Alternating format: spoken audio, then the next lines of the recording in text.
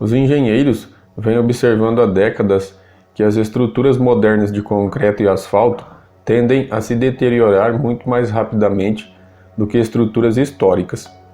Mas a razão para esse fenômeno permanecia desconhecida. Agora, Akihiro Moriyoshi e colegas da Universidade de Hokkaido, no Japão, acreditam ter finalmente encontrado a resposta. Eles descobriram que a deterioração das estruturas modernas de concreto e asfalto se deve à presença de quantidades de traço e menores vestígios de matéria orgânica nessas estruturas.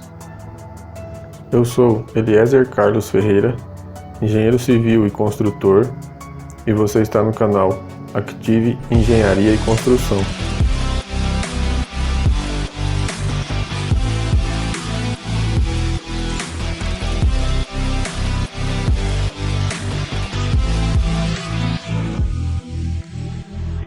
As marcas características que levam à deterioração do cimento, concreto e asfalto incluem rachaduras, desagregação, que é a transformação em pó, e laminação, que é a separação em camadas.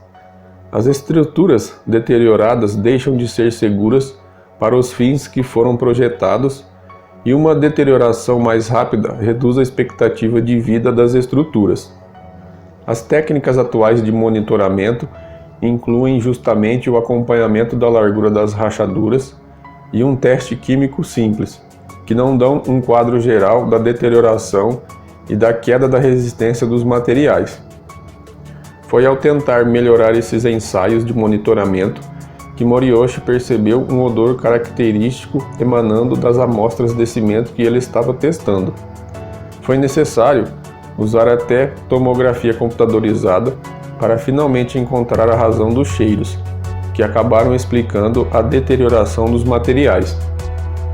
Para confirmar que estavam de posse da explicação correta, a equipe testou uma variedade de amostras de asfalto do Japão desde 1960, várias amostras de concreto do mundo todo e também uma amostra de concreto de 120 anos usada como referência.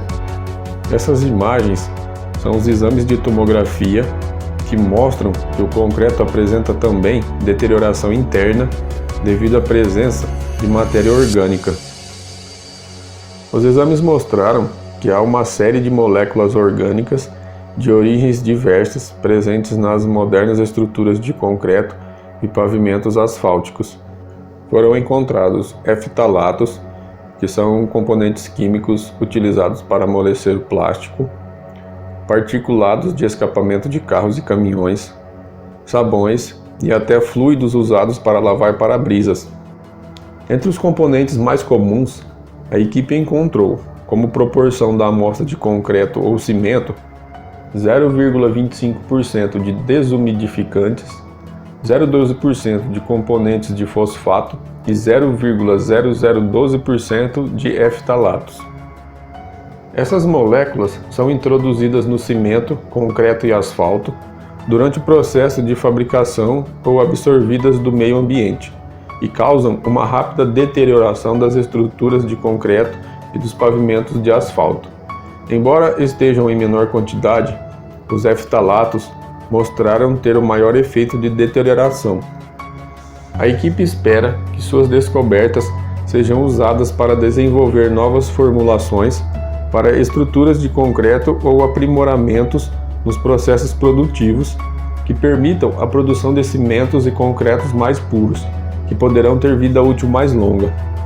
Analisando mais um artigo sobre a durabilidade das estruturas de concreto, o professor Antônio Carlos Reis Laranjeiras discute as causas da redução da durabilidade do concreto e, apesar de se obter resistências cada vez maiores, o artigo mostra a influência da relação entre algumas prioridades do concreto na durabilidade da estrutura e chama a atenção para a necessidade de inverter prioridades relacionadas ao processo construtivo, para que seja possível alcançar o desenvolvimento sustentável e uma maior perspectiva de vida útil para estruturas de concreto.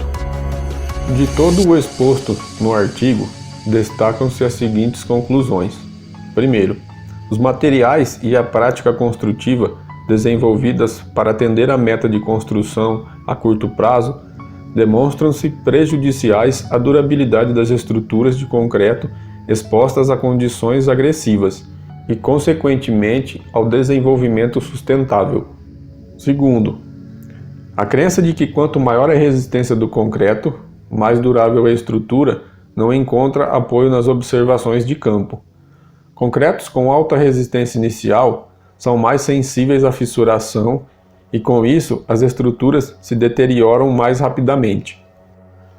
Terceiro, a deterioração das estruturas está intimamente vinculada à fissuração do concreto e não à sua resistência. Quarto, garantir a durabilidade das estruturas pela limitação de valores da relação água-cimento não parece correto, pois a fissurabilidade do concreto não é controlada pela relação água-cimento, mas sim pelo teor de água na mistura.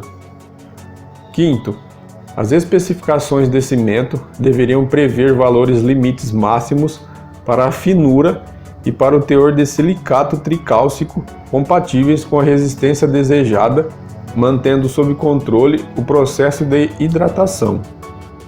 Sexto, para construir estruturas de concreto ambientalmente sustentáveis, deveremos substituir as prioridades atuais como prazo e resistência pela atenção com a durabilidade.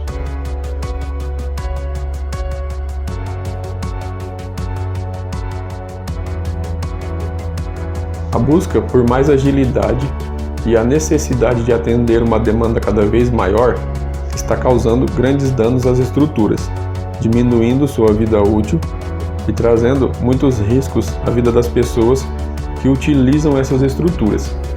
Será que não está na hora de revermos alguns valores e pensar se realmente os lucros podem ficar acima da vida das pessoas?